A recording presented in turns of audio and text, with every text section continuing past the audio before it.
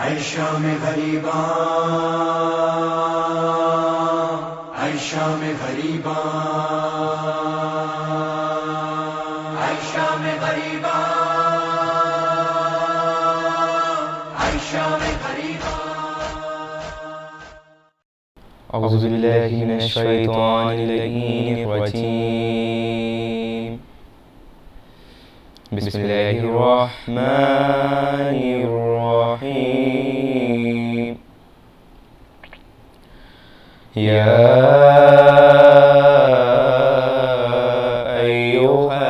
المزمل، یا ایھا المزمل قم اللیل الا قلیلا نصفہ او انقص منہ قلیلا او زد علیہ ورتل القرآن ترتیلا۔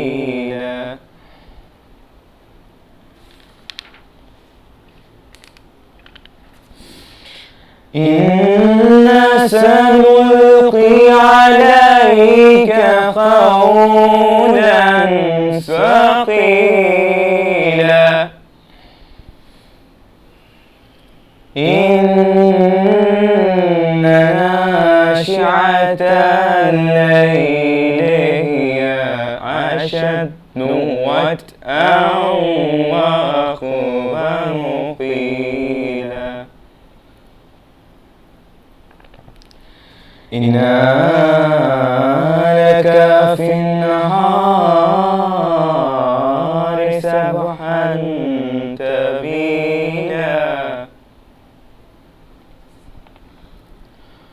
واذكر اسم ربك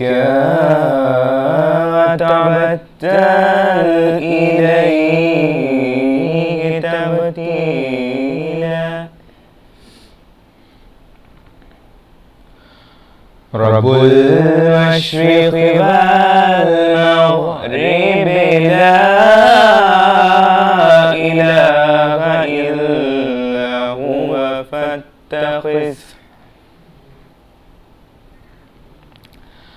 لا إله إلا هو فاتخذه وكيلا واصبر على ما يقولون واهجرهم هجرا جميلا وذرني والمكذبين أولي النعمة ومهلهم قليلا إنا لدينا أنكالا وجحيما وطعاما ذا غصة وعذابا عليما يوم ترجف الأرض والجبال وكانت الجبال كثيبا مهيلا إنا أرسلنا إليكم رسولا شاهدا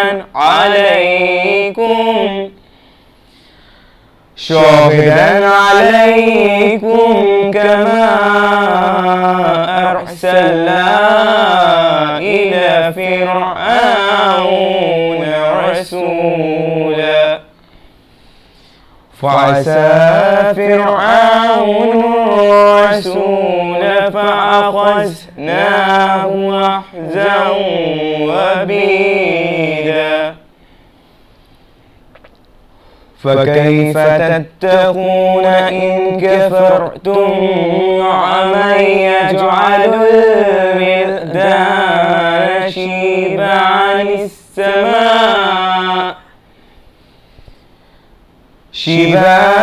السماء منفطر به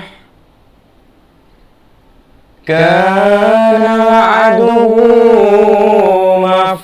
مفعولا إن هذه تذكرة فمن شاء اتخذ إلى ربه سبيلا صدق الله العلي العظيم وصدق رسوله النبي الكريم ونحن على ذلك من الشاهدين ربنا تقبل منا إنك أنت السميع العليم بحق محمد وآله الطاهرين اللهم صل على محمد وآل محمد. فاتحة. بسم الله الرحمن الرحيم الحمد لله رب العالمين الرحمن الرحيم مالك يوم الدين إياك نعبد وإياك نستعين اهدنا الصراط المستقيم صراط الذين أنعمت عليهم غير المغضوب عليهم ولا الضالين. أعوذ بالله السميع العليم من الشيطان الرجيم بسم الله الرحمن الرحيم الحمد لله رب العالمين والصلاة والسلام على أشرف الأنبياء والمرسلين خاتم النبيين رحمة للعالمين أبي القاسم محمد وآله الطيبين الطاهرين المعصومين المظلومين لا سيما أمير المؤمنين علي بن أبي طالب عليه الصلاة والسلام ولعنة الله على أعدائهم أجمعين. أما بعد قال حسين بن علي عليه الصلاة والسلام إني لم أخرج أشرا ولا بطرا ولا ظلما ولا فسادا إنما خرجت لطلب الإصلاح في أمة جدي أريد أن آمر بالمعروف وأنهى عن المنكر وأسير بسيرة جدي وأبي علي بن أبي طالب صلوات محمد وآل محمد. سرکار سید الشہداء نواس نبی فرزند علی و بطول امام حسین علیہ الصلاۃ والسلام کے یہ جملات آپ کے سامنے پیش کیے. اس ذیل میں کچھ دیر گفتگو اولاً ان حالات کے تحت جس دور سے ہم لوگ گزر رہے ہیں اور جن حالات میں مجالس اعضاء کا بھی سلسلہ قائم ہے اور ذکر سید الشہداء جاری و ساری ہے، اور ان حالات کی وجہ سے اس سال یہ آن لائن مجلسیں آپ کے سامنے پیش کی جا رہی ہیں. ابتداً یہ دعا ہے کہ اللہ انہی صاحب غم یعنی حضرت ابا عبداللہ الحسین علیہ السلام کے صدقے میں دنیا کو اس کرونا سے نجات عطا فرمائے انشاءاللہ. اور بات آئی تو یہ بھی عرض کر دوں کہ آج اس دور میں اور ان حالات میں اولاً ہمارے ذہنوں میں رہے کہ امام حسین کے ذکر کا معاملہ اور امام حسین کی یاد اور کربلا کا ذکر دوسرے تمام یادوں سے زمین آسمان کا فرق رکھتا ہے. دوسرے تمام مراسم، دوسرے تمام تہوار، دوسرے تمام رسم و رواج، ان سب سے اس کا زمین آسمان کا فرق ہے. اس کی ایک دلیل ہم اگر اس دور میں مشاہدہ کرنا چاہیں کر سکتے ہیں. اگر اب تک ہم نے کربلا کے سلسلے میں، حسین ابن علی کے سلسلے میں اور عزاداری کے سلسلے میں غور نہ کیا ہو تو اس وقت ہمارے سامنے ایک نمونہ موجود ہے کہ یہ ایک حقیقت ہے کہ ان حالات میں اور اس وبا کی وجہ سے، اس کرونا کی وجہ سے ہر چیز متاثر ہوئی، ہر چیز پر اثر پڑا. لیکن یہ مسلمہ حقیقت ہے کہ عزاداری امام حسین پر کوئی اثر نہیں پڑا ہے۔ نوعیت خالی بدلی ہے، انداز بدلا ہے، طریقہ بدلا ہے، لیکن کربلا کے ذکر اور امام حسین کی یاد میں کوئی فرق نہیں آیا ہے، عزاداری میں کوئی فرق نہیں آیا ہے، اس معنی میں کہ ایسا نہیں ہے کہ پہلے زیادہ تھی اس سال کم ہوئی، بلکہ یہ ایک حقیقت ہے کہ بالخصوص اس وقت اگر آن لائن ہم مجلس سن رہے ہیں تو واقعاً اس وقت جتنا زیادہ تذکرہ، جتنا زیادہ ذکر ان وسائل اور سوشل میڈیا کے ذریعے ہوا ہے، کسی اور چیز کا اتنا تذکرہ نہیں ہوا ہے۔ یعنی تمام یادیں متاثر ہوئی ہیں، تمام رسم و رواج اور تمام تہوار متاثر ہوئے ہیں، بہت محدود ہوئے ہیں، لیکن یقیناً عزاداری نہ تو محدود ہوئی ہے، نہ تو عزاداری میں کوئی کمی آئی ہے۔ ہاں یہ ہے کہ نوعیت بدلی ہے، انداز بدلا ہے، طریقہ بدلا ہے۔ پہلے دوسرے طریقے سے عزاداری ہوتی تھی، اب دوسرے طریقے سے عزاداری ہو، اور یہ بھی کہنے کا حق ہے کہ اس سال عزائے سید الشہداء میں اضافہ ہوا ہے، کمی نہیں ہوئی ہے، اس لیے کہ پہلے جتنی مجلسیں ہوتی تھیں اس سال یہ خود ریکارڈ موجود ہے، پہلے ہمارے پاس ریکارڈ نہیں تھا، یہ خود سوشل میڈیا پر ریکارڈ موجود ہے کہ اس سال کتنی مجلسیں ہوئی ہیں۔ اس کثرت سے مجلسیں پہلے نہیں ہوتی تھیں، پہلے عزائے سید الشہداء یہ بھی کہا جا سکتا ہے محدود تھی، اس سال لامحدود ہوئی ہے،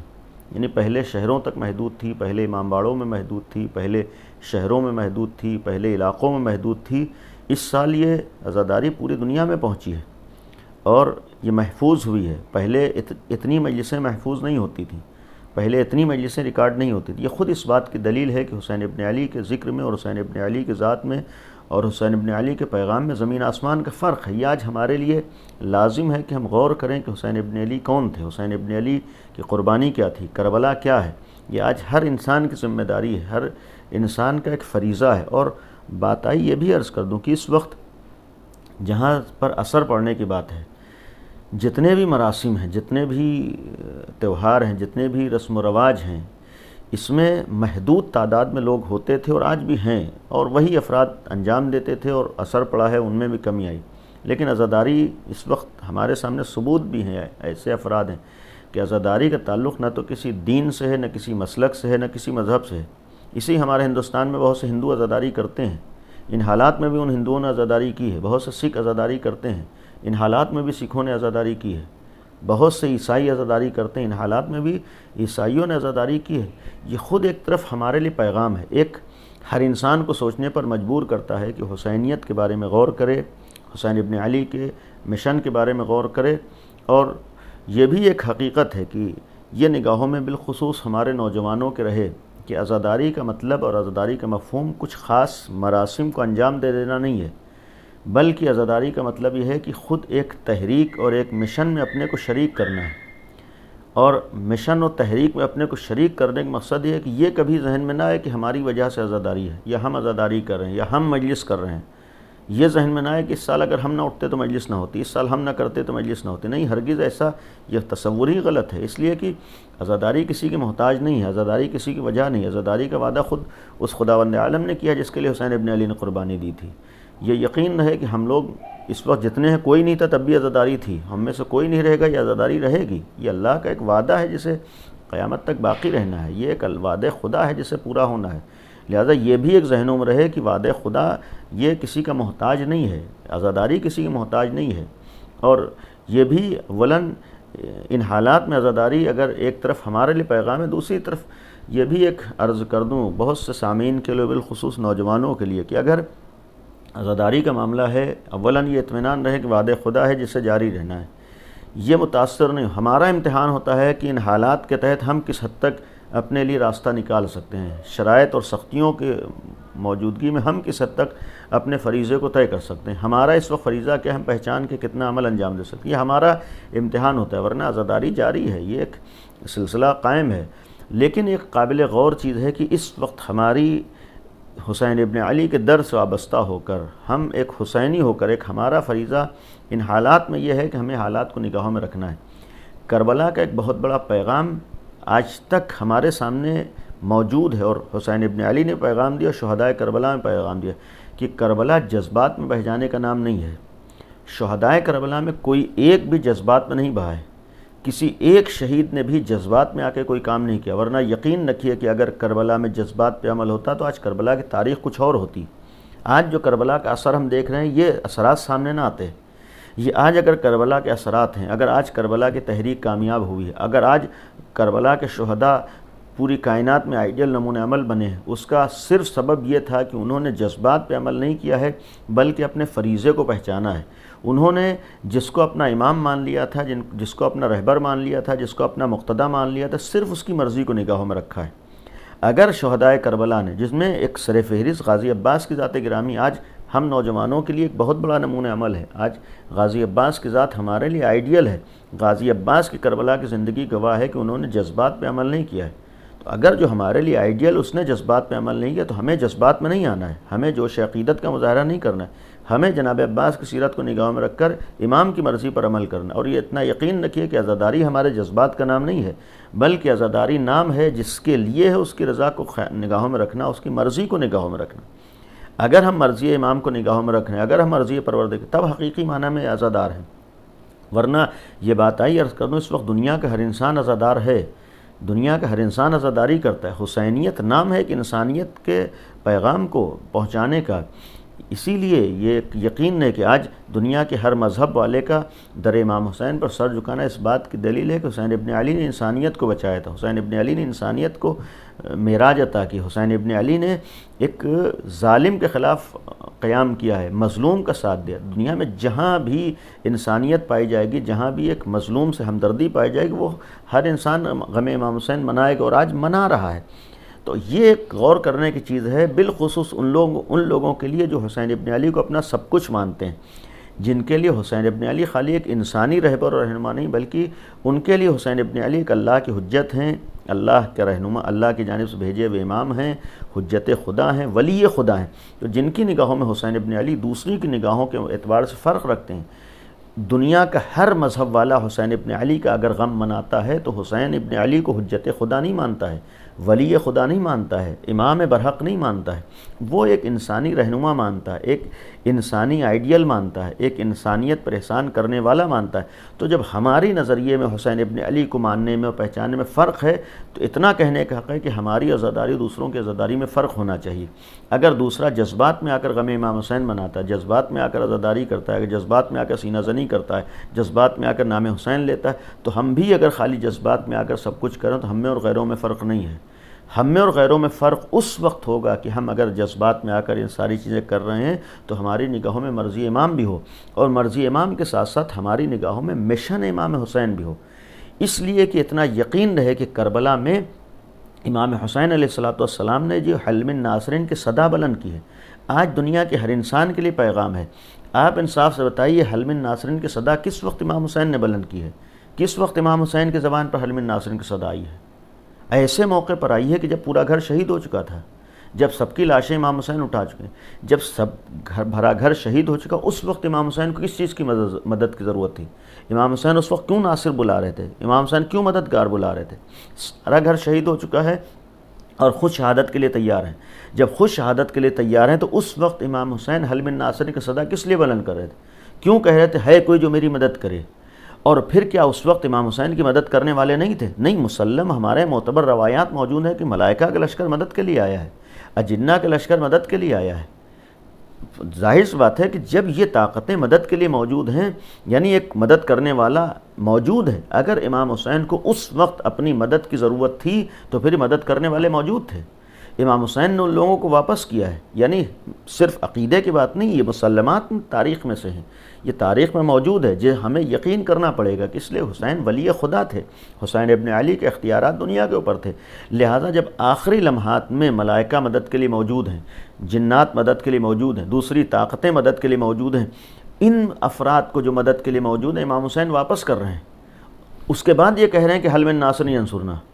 سوال یہ ہے کہ بھائی جب مدد کرنے والا موجود ہے، خود آپ شہادت کے لیے تیار ہو چکے ہیں، 71 لاشیں لا چکے ہیں، پھر یہ مدد کے لیے کیوں پکاریں؟ یعنی ماننا پڑے گا کہ امام حسین کو اس وقت کربلا میں امام حسین کا ساتھ دینے کی ضرورت نہیں تھی. یعنی ایسا نہیں کہ امام حسین کو اپنی جان بچانا تھی، ایسا نہیں کہ اس وقت امام حسین کو دشمنوں پر کامیاب ہونا تھا، اس لیے مدد کے لیے پکار رہے تھے، اس لیے ساتھی بلا رہے تھے. ورنہ یہ یقین رکھیں کہ 3 دن کی پیاس میں بھی امام حسین نے جو آخری حملہ کیا تھا، اس آخری حملے میں یہ ثابت کر دیا تھا کہ امام حسین کے بازوؤں میں قوت کم نہیں ہے. ایسا نہیں ہے کہ امام حسین 71 لاشیں اٹھانے کے بعد 3 دن کی پیاس کے بعد اب جو ہے طاقت ختم ہو گئی تھی، اب مجبور ہو گئے تھے. نہیں، جو ولی خدا اس کی طاقت ختم نہیں ہو جاتی ہے، اور اس کا اظہار اس وقت امام حسین نے فرمایا ہے کہ جب آخری حملہ کیا ہے. روایات ہیں کہ فوج یزید کوفے کے دیواروں سے ٹکرا رہی تھی، یعنی اس حد تک دشمن کو کھدیڑا ہے، اس حد تک دشمن پہ حملہ کیا ہے. پہلا حملہ امام حسین نے شیرانہ حملہ کیا ہے، اور پھر یہ یقین ہے کہ شیرانہ حملہ اس بات کی دلیل تھی کہ اگر حسین ابن علی چاہتے ابھی بھی پوری فوج کا اکیلے مقابلہ کر سکتے تھے. جب امام حسین فوج کا مقابلہ کر سکتے ہیں، اتنے افراد کے لاشیں اٹھا چکے ہیں، مدد کرنے والے موجود ہیں، تو ماننا پڑے گا کہ امام حسین کو اس وقت اپنے جان کی فکر نہیں تھی، یعنی اپنی جان بچانے کے لیے ساتھیوں کو مدد کی ضرورت نہیں تھی، دشمن کا مقابلہ کرنے کے لیے اس وقت مدد کی ضرورت نہیں تھی. تو پھر حلم الناصرین کا مطلب کیا تھا؟ آخری لمحات میں حلم الناصرین کا مطلب یہ تھا کہ حسین ابن علی ہمیں یہ پیغام دے رہے تھے کہ ہم نے اتنی بڑی قربانی جس چیز کے لیے دی ہے، جب تک تمہاری نگاہوں میں وہ چیز نہ ہو تم نے حسین ابن علی کو نہیں پہچانا ہے. جب تک وہ چیز تمہاری نگاہوں میں نہ ہو تم نے حسین ابن علی کے مشن کو نہیں پہچانا ہے، تم نے عزاداری کا حق ادا نہیں کیا ہے. حلم الناصرین کا مطلب یہ ہے کہ در حسین پر آؤ اور تمہاری نگاہوں میں شہادت حسین کے ساتھ ساتھ حسین ابن علی کا وہ مشن بھی رہے. اگر واقعاً حلم الناصرین کی صدا پر ہمیں لبیک کہنا ہے تو آج دنیا کے ہر انسان کی طرح ہم صرف آنسو بہا کر چلے جائیں تو ہم نے حق حلم الناصرین پر لبیک نہیں کہا ہے. اگر دوسرے افراد کی طرح سے ہم سینہ زنی کر کے چلے جائیں تو ہم نے حلم الناصرین کی صدا پر لبیک نہیں کہا ہے. دوسرے افراد کی طرح سے امام باڑوں اور فرش ازا پر آ کر ہم چلے جائیں تو ہم نے حلم الناصرین کی صدا پر لبیک نہیں کہا ہے. حلم الناصرین کی صدا پر لبیک اس وقت ہوگا کہ جو پیغام امام حسین نے دیا ہے، جو مشن امام حسین کا تھا، جو مقصد امام حسین کا تھا، وہ مشن اور مقصد بھی ہمارے نگاہوں میں ہو. اس لیے کبھی یہ غلط فہمی نہ ہو کہ مثلا جب یہ ایام ختم ہو گئے، مثلا عاشورہ ختم ہو گیا، ہم سوچیں کہ اب عزاداری ختم ہو گئی، 2 مہینے 8 دن ہم نے عزاداری کر لی، ہمیں سوچیں کہ اب ہمیں فرصت مل گئی. نہیں، ہماری ذمہ داریاں بڑھ جاتی ہیں. اگر عزائے امام حسین ہے اور یہ جملہ نگاہوں میں ہو کہ حل من ناصر ینصرنا، امام حسین شہید ہوئے ہیں، اتنا یقین رہے کہ ایسے ہی موقعوں پر اپنے اور غیر کا فرق سامنے آتا ہے. ہمارے باپ کا انتقال ہو جائے، جتنے چاہنے والے، جتنے اعزاء ہیں، وہ آ کر رو کر چلے جائیں گے، لیکن کیا ہم از حیث اولاد کی حیثیت سے خالی ہماری ذمہ داری تھی کہ ہم آنسو بہا لیں، ہم گریہ کر لیں، باپ کا غم منا لیں؟ یا نہیں، اگر ہم بیٹے ہیں، ہم ان کی اولاد ہیں، ہم ان کے گھر کے ہیں، تو دوسروں کے مقابلے میں ہمارے اندر فرق یہ ہوگا کہ دوسرا خالی غم منائے گا، دوسرا آنسو بہائے گا، ہم بھی غم منائیں گے، ہم آنسو بہائیں گے، لیکن اس کے بعد ہماری ذمہ داریوں میں اضافہ ہو جائے گا، ہمارے فرائض میں اضافہ ہو جائے گا. یعنی اب ہمیں اپنے باپ کے مشن کو بھی چلانا ہے، دوسرے کو باپ کے مشن کو نہیں چلانا ہے. دوسرا ہمدردی کی بنیاد پر ہمارے غم میں تو شریک ہو جائے گا، لیکن ہمارے باپ کے مشن کو دوسرا لے کر چلنے والا نہیں ہے، ہمارے باپ کے پیغام کو دوسرا پہنچانے والا نہیں ہے، ہمارے باپ کی ذمہ داریوں کو دوسرا اٹھانے والا نہیں ہے. ہم اگر واقعاً کربلا والے، ہم اگر واقعاً صاحب ولایت ہیں، ہمارے پاس اگر اہل بیت کی ولایت ہے، تو صرف اگر ہم غم منا کر وہیں پر اکتفا کر لیں تو ہمارے اور غیروں میں فرق نہیں ہے. ہم واقعاً علی والے اسی وقت، ہم واقعاً حسین والے اسی وقت، ہم واقعاً کربلا والے اسی وقت ہیں کہ جب ہمیں یہ بھی غم منانے کے ساتھ احساس ہو کہ امام حسین کی شہادت کے بعد ہماری ذمہ داریوں میں اضافہ ہو گیا ہے. ہم فرش ازا پر آئے تھے، ہماری ذمہ داریوں میں اضافہ ہوا ہے. یعنی صرف یہ نہیں ہے کہ اب معاملہ ختم ہو گیا، ہم نے عزا خانہ اپنا بڑھا دیا اور تبرکات عزا سمیٹ کے رکھ دیے، اب اس کے بعد ہمیں فرصت ہو. نہیں، ہماری ذمہ داریاں بڑھی ہیں. امام حسین ایک ذمہ داری ہمارے سپرد کی ہے. جب تک یہ ذمہ داری کا احساس نہ ہو، حق ازادہ نہیں ہو سکتا ہے. اور اگر اس دور میں امام حسین اکیلے کھڑے ہو کر اس دور کے یزید کا سر کچل سکتے ہیں تو یقیناً آج کے دور کے حسینی بھی اگر حسین ابن علی کے مشن کو نگاہوں میں رکھیں تو اپنے دور کے یزیدیوں کا سر بھی کچلنے کی طاقت رکھتے ہیں. شرط ہے کہ وہ ذمہ داری کا احساس ہو. اگر اس دور میں حسین ابن علی 72 ساتھیوں کو لے کر اس دور کے ظالم ترین انسان کا مقابلہ کر کے اس ظالم کا سر کچل سکتے ہیں اور مظلوموں کے لیے آواز بلند کر سکتے ہیں، تو اس دور میں ہم بھی اگر واقعاً حسینی ہوں تو ہم بھی حسینیت کے نام پر اس دور کے ظالموں کا سر بھی کچل سکتے ہیں. اس دور میں ہم مظلوموں کے لیے سہارا بن سکتے ہیں، اس دور میں ہم مظلوموں کے لیے آواز بن سکتے ہیں. اگر ہم واقعاً اس مشن کو نگاہوں میں رکھ رہے ہیں تب تو ہم نے حسین ابن علی کو پہچانا ہے، ورنہ خالی آنسو بہا لیا ہے، ورنہ خالی ہم نے سینہ زنی کر لی، خالی ہم نے غم منا لیا. یہ ہم نے حق ادا ادا نہیں کیا، یہ ہم نے عزاداری کا حق ادا نہیں کیا. اسی لیے امام حسین کا یہ جملہ ہماری نگاہوں میں رہے. واقعاً عزادار ہیں تو قدم قدم پر کلمات امام حسین ہمارے سامنے ہونا چاہیے، امام حسین کے پیغامات ہمارے سامنے ہونا چاہیے. یہ جو جملہ میں نے آپ کے سامنے پیش کیا، امام حسین نے ہمارے سامنے ایک پیغام دیا ہے، فرمایا تھا انی لم اخرج اشرم ولا بطرا ولا ظلم ولا فسادہ، میرے قیام کا مقصد، میرے خروج کا مقصد، میرے قربانی کا مقصد، کربلا جانے کا مقصد ہرگز ظلم و ستم، فتنہ و فساد نہیں ہے، بلکہ میں تو ان ساری چیزوں کا خاتمہ چاہتا ہوں۔ میرا مقصد دنیا میں ظلم و ستم نہ ہو، میرا مقصد دنیا میں فتنہ و فساد نہ ہو، میرا مقصد دنیا میں برائیاں نہ ہوں۔ میں اتنی بڑی قربانی اس لیے دے رہا ہوں کہ دنیا سے برائیوں کا خاتمہ ہو جائے، دنیا سے ظلم و ستم کا خاتمہ ہو جائے۔ اگر میں کربلا تک آ رہا ہوں اور برائیوں کے خاتمے کا اعلان کر رہا ہوں تو میں صرف یزید کو قتل نہیں کر رہا ہوں۔ سوال یہ ہے کہ آیا امام حسین اپنے مشن میں کامیاب ہوئے ہیں نہیں ہوئے؟ یقیناً امام حسین کامیاب ہوئے۔ اگر امام حسین کامیاب ہوئے، امام حسین فرما رہے ہیں کہ میں ظلم و ستم کے خاتمے کے لیے جا رہا ہوں، میں برائیوں کے خاتمے کے لیے جا رہا ہوں، تو سوال یہ ہے کہ یزید زندہ ہے، امام حسین شہید ہو گئے، تو آیا اگر یزید زندہ ہے اور امام حسین شہید ہو گئے تو کیا امام حسین معاذ اللہ ناکام ہو گئے، امام حسین شکست کھا گئے؟ نہیں، اگر یہ یقین ہے کہ امام حسین جیتے ہیں، امام حسین کی جیت ہوئی ہے، تو یہ ماننا پڑے گا کبھی کبھی مشن کے لیے ضروری ہے شخص باقی رہے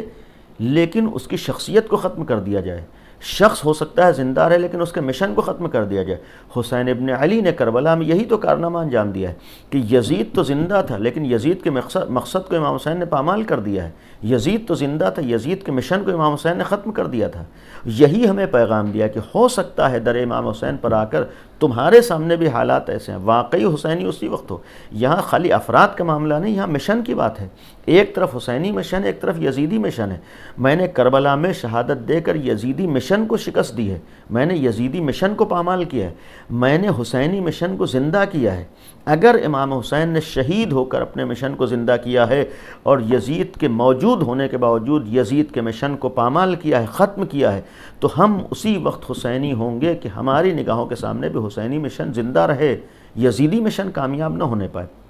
لہذا امام نے فرمایا جہاں تک مشن کی بات ہے، میں برائیوں کا خاتمہ چاہتا ہوں، میں ظلم و ستم کا خاتمہ چاہتا ہوں، میں فتنہ و فساد کا خاتمہ چاہتا ہوں۔ اگر حسین ابن علی کا مشن یہ تھا کہ فتنہ و فساد کا خاتمہ چاہتے ہیں، ظلم و ستم کا خاتمہ چاہتے ہیں، برائیوں کا خاتمہ چاہتے ہیں، آج ایک سوال تمام افراد سے، کون ایسا انسان ہے کہ جو ظلم و ستم کو اچھا سمجھتا ہے؟ کون ایسا انسان ہے جو فتنہ و فساد کو برا سمجھتا ہے؟ کون ایسا انسان ہے جو برائیوں کو اچھا سمجھتا ہو؟ کسی بھی دھرم کا انسان ہو، کسی بھی مذہب سے تعلق رکھنے والا انسان ہو، کسی بھی مسلک سے تعلق رکھنے والا انسان ہو، واقعاً اگر انسان ہے تو برائیوں کو اچھا نہیں سمجھتا ہے، واقعاً اگر انسان ہے ظلم و ستم و فتنہ و فساد کو برا نہیں سمجھتا ہے۔ جب کوئی بھی انسان ان چیزوں کو اچھا نہیں سمجھتا ہے تو اس کا مطلب حسین ابن علی نے خالی کسی مذہب کی لاج نہیں رکھی بلکہ انسانیت کی لاج رکھی۔ حسین ابن علی ہر انسان کو اپنی طرف دعوت دے رہے ہیں۔ لہذا پھر آگے بڑھ کر جملہ فرمایا، انما خرجت لطلب الاصلاح فی امت جدی، میں اس لیے قیام کر رہا ہوں کہ اپنے نانا کی امت میں اصلاح کروں۔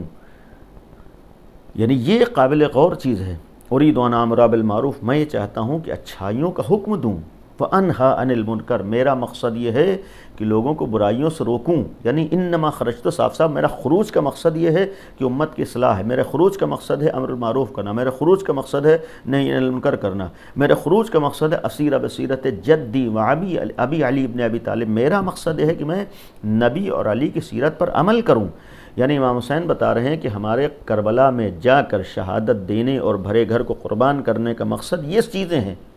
اگر ہم واقعی حسینی ہیں، واقعی عزادار ہیں، واقعی حسین کے ماننے والے ہیں، واقعی کربلا والے ہیں، تو اس وقت تک نہیں ہو پائیں گے جب تک یہ مشن ہماری نگاہوں میں نہ ہو۔ امام حسین فرما رہے میں نے قربانی اس لیے دی ہے کہ میں برائیوں کا خاتمہ کروں۔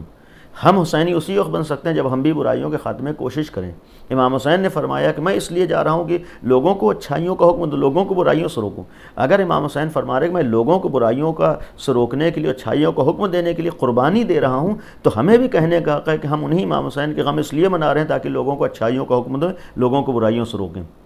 یعنی خالی اس لیے نہیں ہے کہ ہم آ کر گریا کریں گے آنسو، نہیں، امام حسین کے اس کام کو بھی، امام حسین کے اس مشن کو نگاہوں میں رکھیں گے۔ اگر امام حسین خود اپنی زبان سے فرما گئے تو یہ ہمارے لیے ایک پیغام تھا۔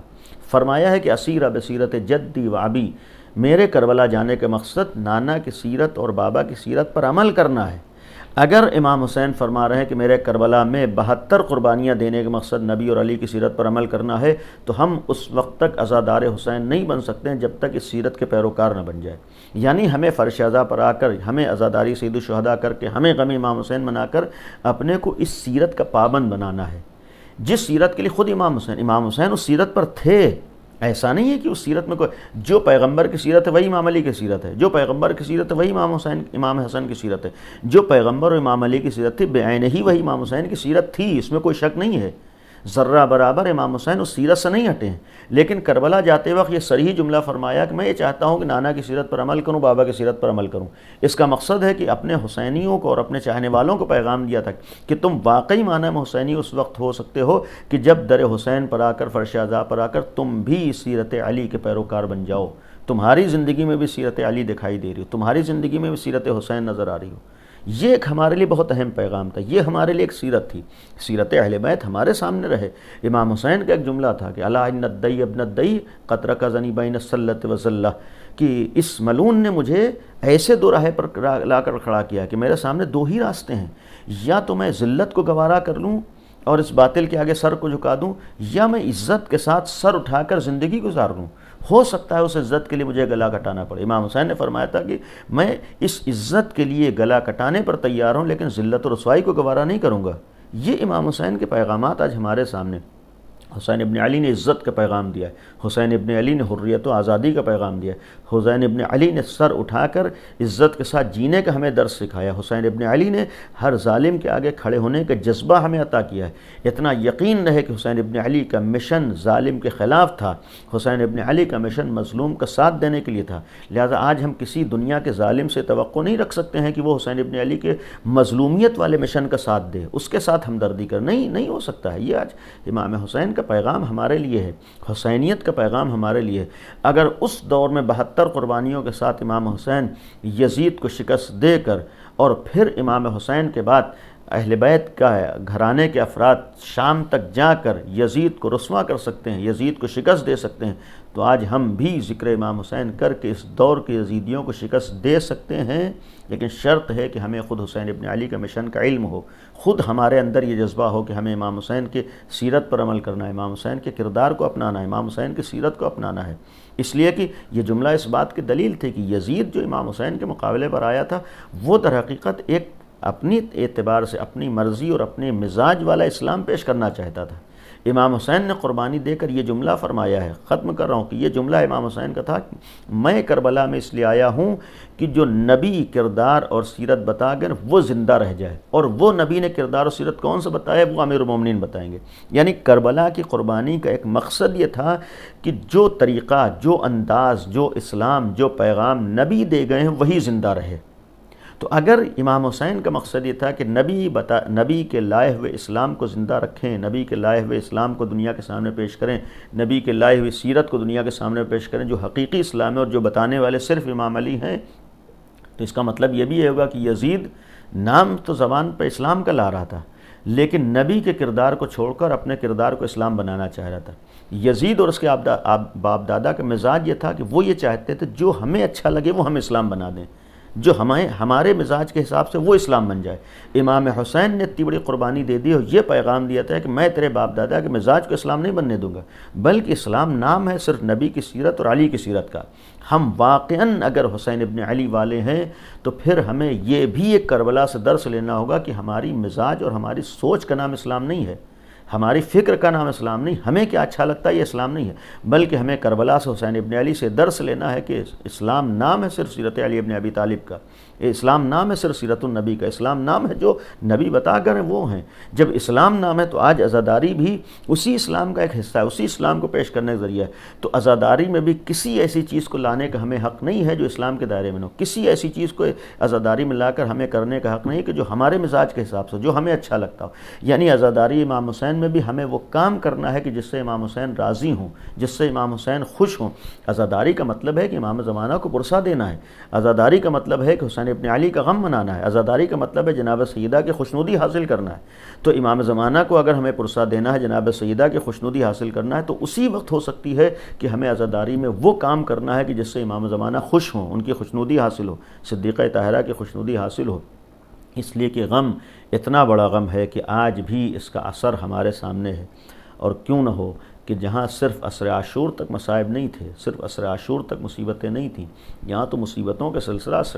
عصر عاشور کے بعد دوسری نوعیت کا شروع ہوا ہے۔ اور یہ کہوں تو غلط نہ ہوگا کہ عصر عاشور تک جتنے مصائب تھے عصر عاشور کے بعد اس سے سخت مصائب سے اہل بیت کو گزرنا پڑا ہے، لیکن وہی مشن تھا جو حسین ابن علی کا تھا۔ حسین ابن علی نے کہا تھا کہ میں اس یزیدیت کو کامیاب نہیں ہونے دے سکتا ہوں، میں اسلام کی حیات کے لیے، میں انسانیت کی لاج رکھنے کے لیے، میں حریت و آزادی کے لیے، میں ذلت کو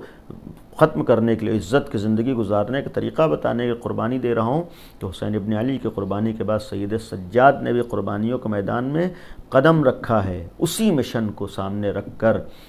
قربانیاں دی ہیں۔ یقیناً چوتھے امام نے بھی قربانیاں دی ہیں، نوعیت الگ ہے۔ کربلا میں حسین ابن علی نے لاشیں اٹھائے ہیں، کربلا میں حسین ابن علی نے بچوں کی لاشوں کو نگاہوں سے دیکھا ہے، کربلا میں حسین ابن علی کے سامنے 3 دن کی بچوں کی پیاس تھی، بہت بڑا امتحان تھا حسین ابن علی کے لیے، لیکن سید سجاد کے لیے بھی آسان امتحان نہیں ہے،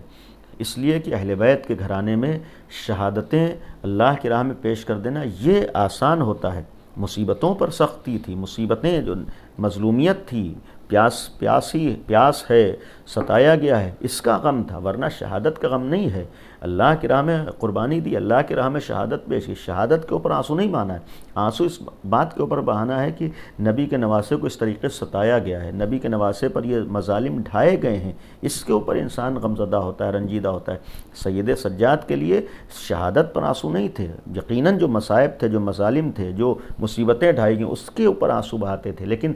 کس طرح کی مصیبتیں تھیں، کس طرح کے مظالم تھے۔ جب منہال نے آ کر کہا تھا کہ آقا کب تک روئیے گا، امام سجاد نے فرمایا تھا کہ یعقوب کا صرف ایک بیٹا گم ہوا تھا، جانتے تھے کہ زندہ ہے، لیکن ایک یوسف کی جدائی ایک باپ سے برداشت نہ ہو پائی۔ تصور کرو، امام کا جملہ آتا ہے کہ ذرا سوچو، جب ایک یوسف کی جدائی یعقوب سے برداشت نہ ہوئی تو میرے تو 18 یوسف میری نگاہوں کے سامنے رخصت ہو گئے۔ یہ کیا کم جدائی ہے، یہ کیا کم امتحان ہے، کیا کم سختی ہے، جدائی کے اوپر گریا ہے اور پھر اس طریقے سے ستائے گئے ہیں۔ یوسف اتنا ستائے نہیں گئے، بھائیوں نے اگر کنویں میں ڈالا ہے، بھائیوں نے اگر وہ نوبت آئی ہے کہ بازار تک گئے ہیں، تو ان امتحانات سے جناب یوسف نہیں گزرے ہیں جن امتحانات سے یہ کربلا کی یوسف گزرے ہیں۔ ذرا سوچو، 3 دن کی پیاس ہے، لاشوں پر گھوڑے دوڑائے گئے ہیں، سر تن میں جدائی کی گئی، یہ امتحان ہے۔ منہال نے جملہ کہا تھا کہ مولا شہادت تو آپ کے گھر کی میراث ہے۔ امام سجاد تڑپ گئے تھے اور فرمایا تھا کہ شہادت ہمارے گھر کی میراث ہے،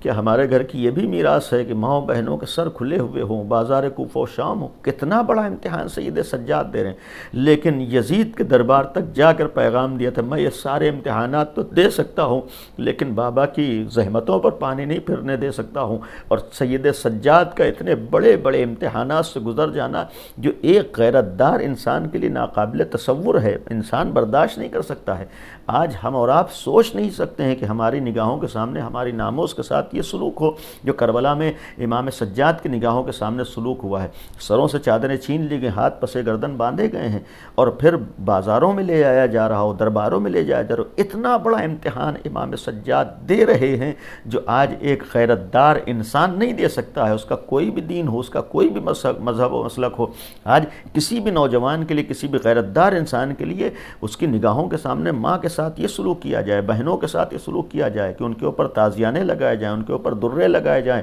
ان کے سروں سے چادریں چھیننے کے بعد ان کے ہاتھ پسے گردن سے باندھ دیے جائیں، آج کوئی بھی غیرت دار انسانوں کا نہیں، لیکن سید سجاد نے یہ امتحان بھی دیا ہے اور یہ امتحان دے کر یزید کے دربار تک جا کے پیغام دیا تھا کہ یزید میں حسین ابن علی کا بیٹا ہوں جو کربلا میں 72 قربانیاں تو پیش کر گئے لیکن اپنے مشن کو زندہ کیا ہے اور تیرے مشن کو تجھے تیرے مشن میں ناکام کیا ہے۔ میں شام تک اس لیے بھی آیا ہوں کہ یہ دنیا کو پیغام دے دوں کہ میں اسی آل محمد کے گھرانے کے فرد ہوں کہ میں امتحانات تو دے سکتا ہوں لیکن کسی ظالم کے آگے سر نہیں جھکا سکتا ہوں، میں امتحانات تو دے سکتا ہوں لیکن انسانیت کو پامال نہیں ہونے دے سکتا ہوں، میں ان امتحانات سے گزر تو سکتا ہوں، میں بچوں کی قربانیوں کو اپنی نگاہوں سے دیکھ سکتا ہوں، میں 4 برس کی بچی کے ساتھ شام تک تو آ سکتا ہوں، میں ان امتحانات سے گزر سکتا ہوں، لیکن یہ نہیں ہو سکتا ہے کہ انسانیت پامال ہو جائے۔ مجھے دنیا کو یہی درس دینا ہے۔ بس آخری جملہ ہے، امام سجاد نے امتحانات دیے اور اسی شام میں جب کسی شخص نے امام سجاد سے جملہ کہا ہے، آسان بات نہیں ہے، بظاہر ایک فیصلہ ہو چکا ہے، امام سجاد کو مخاطب کر کے شخص کہتا ہے کہ اے سید سجاد، کربلا میں کس کی جیت ہوئی ہے؟ ظاہر سی بات ہے کہ باپ کا کٹا ہوا سر نوک نیزہ پر ہے، ہاتھوں میں ہتکڑیاں ہیں، پیروں میں بیڑیاں ہیں، خواتین پسے گردن ہاتھ بندھے ہوئے ہیں، قیدی بنا کر لے جائی جا رہی ہیں۔ ایک شخص امام سجاد سے سوال کرتا ہے کربلا میں کون جیتا ہے؟ طنز کیا تھا، اعتراض کیا تھا، اپنے اعتبار سے امام سجاد کو جتانا چاہتا، لیکن امام سجاد نے اس شام میں بھی یہ فیصلہ کر دیا کہ اگر کربلا کی جیت اور ہار کو دیکھنا چاہتے ہو تو مسجدوں سے اذانوں کی آوازوں کو سن لو، جب تک یہ تکبیر کی آوازیں آتی رہیں، جب تک اللہ اکبر کی آوازیں آتی رہیں، سمجھ لینا حسین ابن علی جیتے ہیں۔ یہ بھی سید سجاد نے فیصلہ کر دیا، حسین کا مشن ہی توحید کے پرچم کو بلند رکھنا تھا، اگر میرے بابا نے پرچم توحید کو بلند رکھنے کے لیے اتنی بڑی قربانیت دے دی تو میں بھی اسی پرچم توحید کو بلند رکھنے کے لیے ان امتحانات سے گزرنے پر تیار ہوں۔ الا لعنت اللہ علی القوم الظالمین، سيعلم الذین ظلموا أي منقلب